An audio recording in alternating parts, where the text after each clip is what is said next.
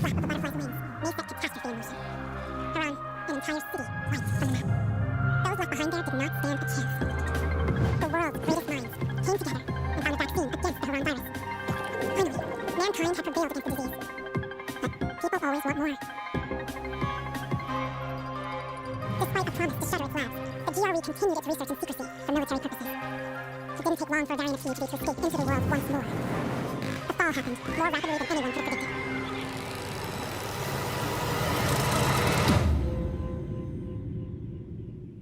The few who survived now live in small enclaves.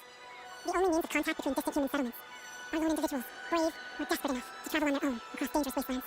They are known as pilgrims. Somewhere on the map, one city is still standing. A city isolated from the outside world. A city with special rules. Now, it's the last bastion of humanity. A chance for us to learn from history. And for once, make the right choices. Because every choice you make here shapes the future. Irreversible.